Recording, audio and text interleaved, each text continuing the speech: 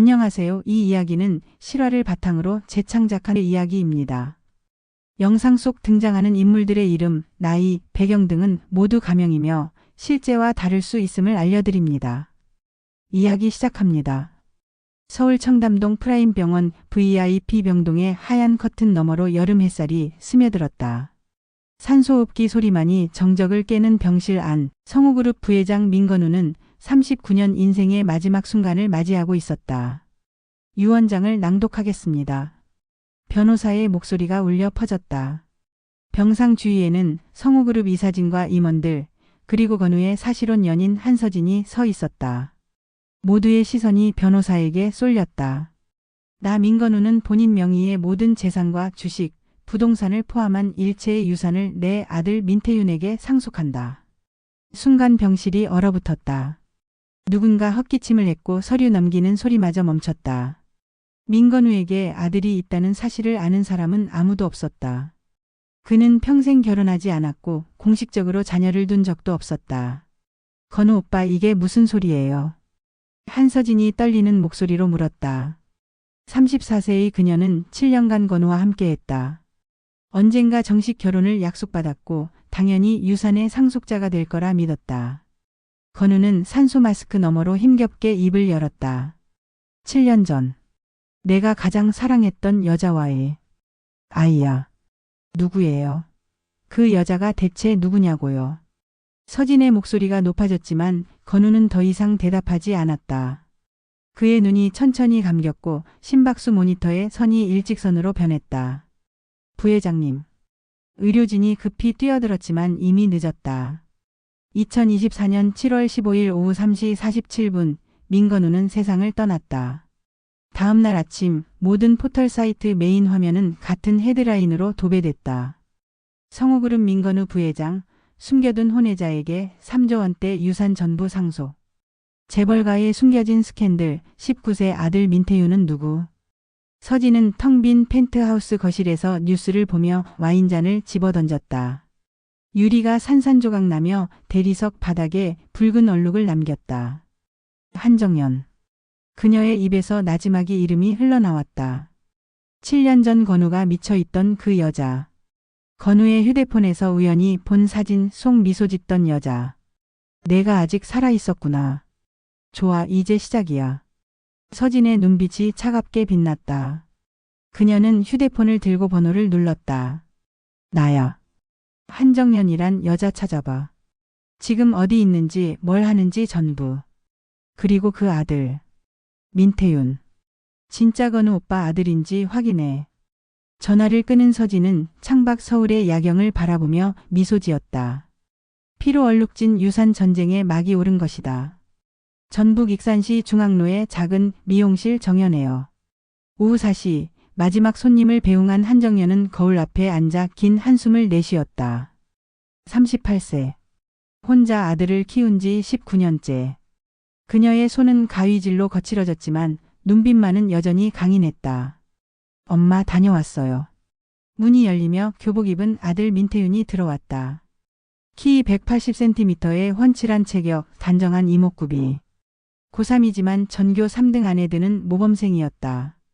오늘 모의고사 어땠어? 괜찮았어요. 서울대 의대 갈 수 있을 것 같아요. 정연은 아들의 머리를 쓰다듬었다. 이 아이만은 행복하게 키우겠다고, 진실을 평생 숨기고 살겠다고 다짐했었다. 하지만 운명은 그녀를 그냥 두지 않았다. 다음 날 오전 미용실 문을 여는 순간 검은 슈트를 입은 남자 둘이 서 있었다. 한정연 씨 맞으십니까? 네. 누구세요? 성우그룹 법무팀입니다. 민건우 부회장님의 유언에 따라 모시러 왔습니다. 정연의 얼굴이 창백해졌다.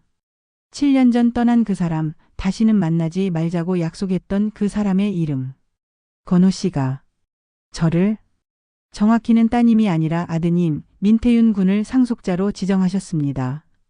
3조 원 규모의 유산입니다. 그날 저녁 정연은 태윤을 불러 앉혔다. 19년간 숨겨왔던 진실을 털어놓을 시간이었다. 태윤아, 엄마가 할 말이 있어. 내 아버지에 대해서. 태윤은 항상 궁금했지만 묻지 않았던 질문이었다. 출생신고서에는 불안이 공란으로 되어 있었고 엄마는 그 이야기를 절대 하지 않았다. 내 아버지는 민건우라는 분이야. 성우그룹의 부회장이었어. 이었어요. 일주일 전에 돌아가셨어. 그리고 너를 유일한 상속자로 남기셨어. 태유는 한참을 말없이 앉아 있었다. 충격, 혼란 그리고 묘한 분노가 교차했다. 왜 이제 와서? 19년 동안 한 번도 안 찾아왔으면서. 건우 씨도 사정이 있었어. 엄마도 사정이 복잡했고. 엄마 서울로 가요. 정연이 놀라 아들을 쳐다봤다. 가서 확인하고 싶어요. 내 아버지가 진짜 누구였는지, 왜 우릴 버렸는지. 그리고 그 유산이라는 게 정말 내 거라면. 엄마 고생 이제 그만 시키고 싶어요. 일주일 후 그들은 서울행 KTX에 몸을 실었다. 창밖으로 익산의 풍경이 빠르게 지나갔다. 정연은 가슴이 두근거렸다. 7년 만에 다시 마주할 그곳, 그리고 그녀가 있을 곳. 한서진. 택시가 청담동 대저택 앞에 멈췄다. 3층 규모의 하얀 저택, 프랑스식 정원, 분수대. 정연은 7년 전 이곳을 떠날 때의 기억이 떠올랐다. 대문이 열리고 집사가 안내했다. 거실로 들어서자 소파에 한 여자가 앉아 있었다. 한서진. 여전히 아름다웠다. 샤넬 트위드 재킷, 완벽한 메이크업, 차갑게 빛나는 눈빛. 어머 정연 언니. 가위나 잡던 손으로 여길 다시 들어올 줄은 몰랐네요.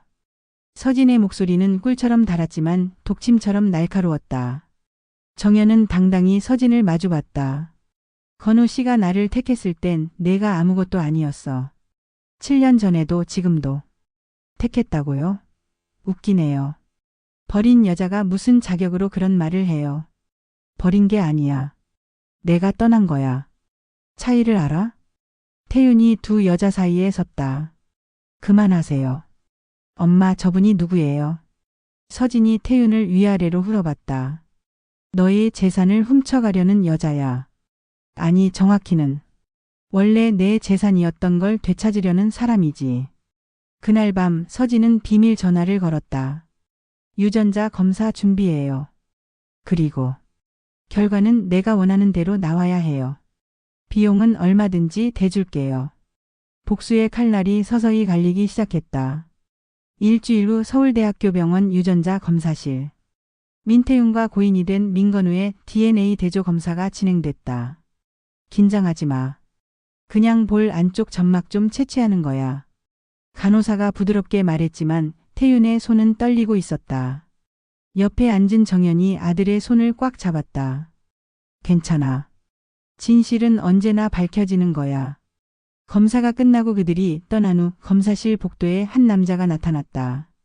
흰 가운을 입고 신분증을 목에 건 모습은 영락없는 의료진이었다. 하지만 그는 병원 직원이 아니었다. 남자는 냉장고에서 시료를 꺼내 재빨리 다른 것으로 교체했다. 5분도 걸리지 않은 완벽한 작업이었다. 같은 시각 청담동 카페. 한서진은 검은 선글라스를 낀 채 창가 자리에 앉아 있었다. 끝났습니다. 마주 앉은 남자가 조용히 말했다. 결과는 2주 후 나옵니다. 물론 따님이 원하시는 대로요. 서진은 봉투 하나를 테이블 아래로 밀었다. 5천만 원 현금. 흔적 남기지 마. 이 일은 절대 밖으로 새면 안 돼. 걱정 마십시오. 저도 프로니까요. 2주는 고문처럼 느리게 흘렀다. 태유는 학교를 쉬고 서울에 머물렀다. 정연은 매일 밤 잠을 이루지 못했다. 서진은 결과를 기다리며 승리를 확신했다. 그리고 마침내 그날이 왔다. 성우그룹 본사 대회의실. 유산 상속 관련 1차 청문회가 열렸다. 이사진 12명, 변호사들, 그리고 언론까지 모인 자리였다.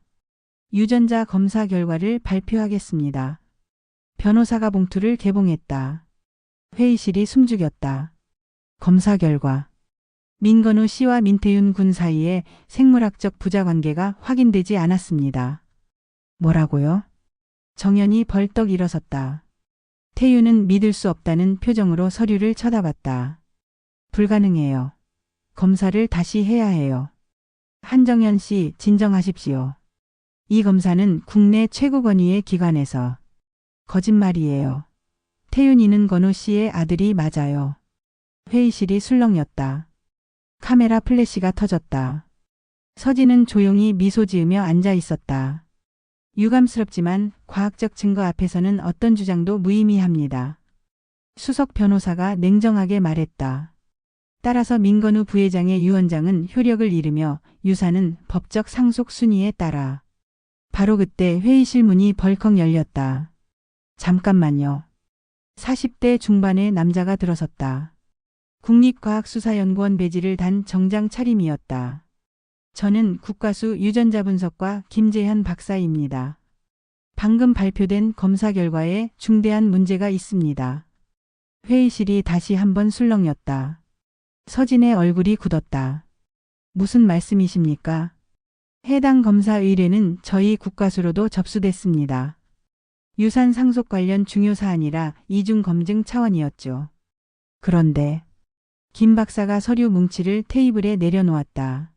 지금 발표된 결과와 저희 결과가 완전히 다릅니다. 더 정확히 말하자면 저희가 분석한 시료와 저쪽에서 분석한 시료 자체가 달랐습니다. 그게 무슨 소리입니까? 누군가 시료를 바꿔치기 했다는 겁니다. 이것은 명백한 증거 조작이며 형법상 범죄 행위입니다. 회의실이 발칵 뒤집혔다. 서진은 자리에서 일어서려다 다시 주저앉았다. 그럼 진짜 결과는 뭡니까? 변호사가 떨리는 목소리로 물었다. 김재현 박사는 또 다른 서류를 꺼냈다. 민태윤 군은 민건우 씨의 생물학적 아들이 맞습니다. 친자 확률 99.9%입니다. 정연이 그 자리에서 주저앉으며 울음을 터뜨렸다. 태윤이 엄마를 부축했다. 하지만 김 박사의 다음 말에 모두가 다시 얼어붙었다. 그런데 한 가지 더 특이한 점이 발견됐습니다. 뭡니까? 민태윤 군의 DNA에서 민건우 씨뿐만 아니라 그의 형 민건우 씨의 유전적 특징도 강하게 나타납니다. 이건 그게 무슨 의미입니까? 일란성 쌍둥이가 아닌 이상 형제 2명의 유전자가 동시에 나타나는 건 불가능합니다. 추가 조사가 필요합니다. 그 순간 회의실 뒤편문이 열리며 한 남자가 걸어 들어왔다. 민건우. 민건우의 형이자 성우그룹 회장.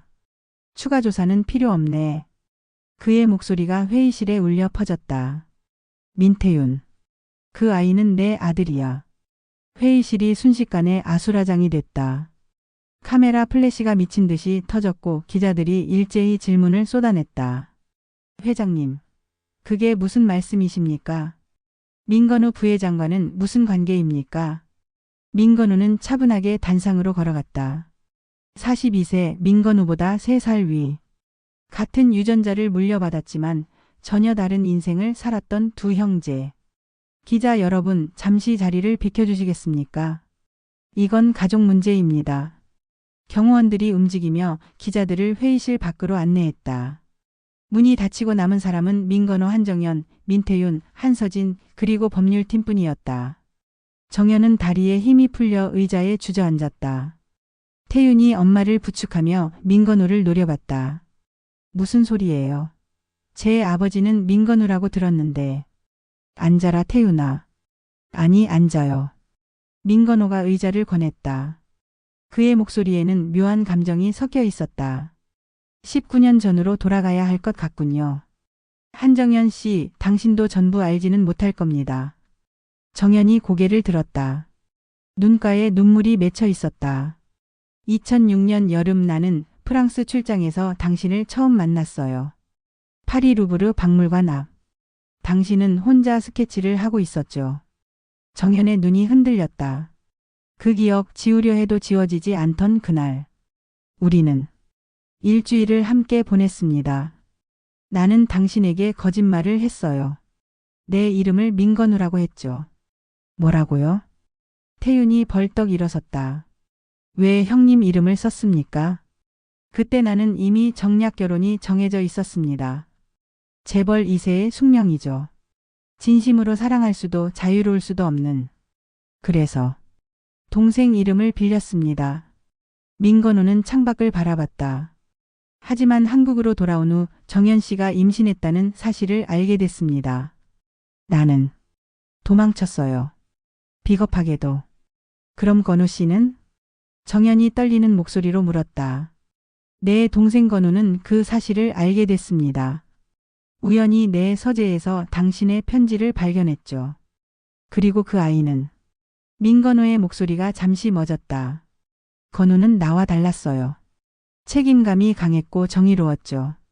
그 아이는 내가 저지른 일을 대신 떠안기로 했습니다. 말도 안 돼. 건우가 정연 씨를 찾아갔습니다. 자신이 민건우라고 기억하냐고. 당신은 기억할 리 없었겠죠. 7년 전 파리에서 만난 남자의 얼굴을.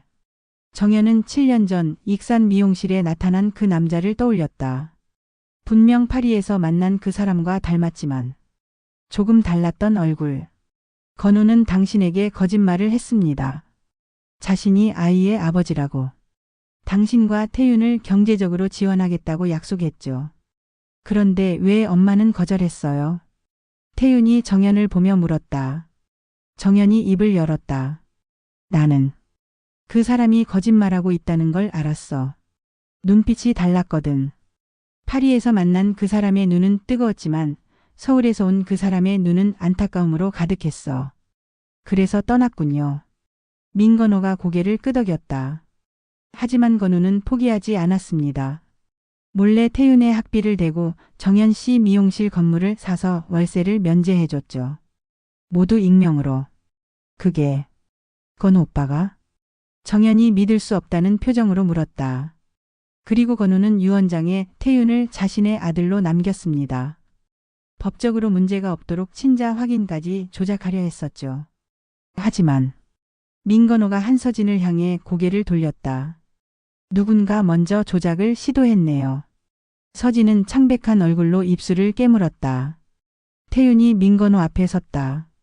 그럼 저의 친아버지는 당신이고 민건우는 저를 지켜준 사람이었다는 거군요. 그렇습니다. 그리고 당신은 19년 동안 도망만 쳤고요. 민건우는 아무 말도 하지 못했다. 이게 재벌의 책임입니까? 사랑하는 여자를 버리고 아들을 외면하고 동생한테 떠넘기는 게? 태윤의 목소리가 떨렸다. 나는 변명하지 않겠습니다. 변명할 자격도 없으시죠. 그런데 이제 와서 왜 나타나신 겁니까? 동생이 죽었으니 양심이 찔려서. 민건우가 서류 봉투 하나를 꺼냈다. 이건 건우가 죽기 전 내게 전달한 편지입니다. 읽어보세요. 태윤이 봉투를 뜯었다. 떨리는 손으로 편지를 펼쳤다. 형, 이 편지를 읽고 있다면 나는 이미 세상에 없을 겁니다. 형이 태윤이 앞에 나타나 진실을 말해주길 바랍니다. 내가 대신 아버지 노릇을 한 건 형 때문이 아닙니다. 정연 씨와 태윤이가 불쌍해서도 아닙니다. 단지 그게 옳은 일이었으니까요. 형, 이제라도 늦지 않았습니다. 그 아이를 지켜주세요. 내가 못다 한 일을 대신해 주세요. 편지 끝에는 또 다른 문장이 적혀 있었다. P.S. 내 죽음을 조사해 주세요. 자연사가 아닙니다. 태윤의 손에서 편지가 떨어졌다. 무슨 뜻입니까? 민건호가 또 다른 서류를 꺼냈다. 건우의 사인은 최장암 말기로 발표됐습니다. 하지만 내가 독자적으로 부검을 의뢰한 결과 독살이었습니다. 회의실에 찬바람이 불었다. 한서진의 얼굴이 새하얗게 질렸다. 혈액에서 검출된 건 서서히 신경계를 마비시키는 희귀 독극물이었습니다. 최소 6개월 이상 소량씩 투여된 흔적이 있었죠. 민건호의 눈빛이 차갑게 식었다. 한서진 씨, 당신이겠죠? 민건우가 의문의 죽음을 맞이하자 수사팀은 동거녀 한서진을 용의자로 지목한다. 건우가 매일 복용하던 소화제병에서 서진의 지문과 함께 탈륨 성분이 검출된다. 이는 무색무취의 독극물로 장기 투여 시 췌장암 등 자연사로 위장할 수 있는 물질이었다. 서진은 혐의를 부인하지만 결국 건우가 말년에 유언장을 고쳐 자신에게 아무것도 남기지 않고 정체불명의 아이 태윤에게 전 재산을 남기려 한 사실에 분노해 살해를 결심했다고 자백한다. 그러나 그녀는 체포 직전 자살하며 진짜 범인은 나만이 아니다라는 말을 남긴다. 3개월 후 사건은 종결되는 듯했지만 검찰은 추가 수사를 통해 서진의 공범인 배성준 상무를 체포한다. 그는 서진에게 20억 원을 받고 탈륨을 함께 투여하고 DNA 시료 조작에 가담했다. 법원은 그에게 징역 20년형을 선고한다. 한편 민건우의 조카 민태유는 서울대 의예과에 합격하고 유산 일부를 받지만 대부분을 공익재단에 기부한다. 엄마 정연과 함께 서울로 이사한 그는 평범한 삶을 살아가려 한다. 그러던 어느 날 정연의 휴대폰으로 익명의 메시지가 도착한다. 유산은 아직 끝나지 않았다. 태윤을 지켜. 건우가 숨긴 진짜 비밀이 남아있으니까. 정연은 불안에 휩싸여 태윤을 급히 집으로 부른다. 누군가 집을 감시하고 있다는 느낌 속에 그녀는 민건우의 유품 상자에서 USB와 편지를 발견한다. 편지에는 그가 죽기 전 남긴 말이 적혀 있었다. 내가 의문사한다면 이걸 열어보세요. 태윤은 우리가 생각하는 것보다 더 위험한 위치에 있습니다. 정연이 USB를 열자 비자금 명단, 횡령 증거, 정치인 리스트 등 성우그룹의 범죄 자료가 나타난다. 마지막 파일 태윤의 진짜 출생 비밀 앞에서 그녀의 손이 멈춘다. 그 순간 창밖에 검은 세단이 도착하고 누군가 그녀를 촬영한다. 정연은 경찰에 신고하려 하지만 아파트 전체가 정전되며 위기가 닥친다. 누군가 복도에서 다가오고 문 밑으로 쪽지가 들어온다. 민건우가 죽인 사람이 있다. 그게 바로 내 남편이었다. 정연은 충격에 빠진다. 결혼한 기억조차 없는 그녀에게 남편이라니. 순간 19년 전 파리의 기억이 떠오른다. 루브르 박물관 앞 그림을 그리고 있던 자신, 그리고 그 곁에 있던 남자. 안 돼. 모든 퍼즐이 맞춰지기 시작한다. 민건우의 죽음, 유산, 태윤의 정체, 그리고 숨겨진 과거. 피로 물든 유산 이야기는 끝나지 않았다. 이제 막 진실이 시작되고 있었다. 긴 이야기 끝까지 함께 해주셔서 감사합니다. 재미있으셨다면 좋아요와 구독으로 응원해주세요. 다음 이야기에서 또 만나요.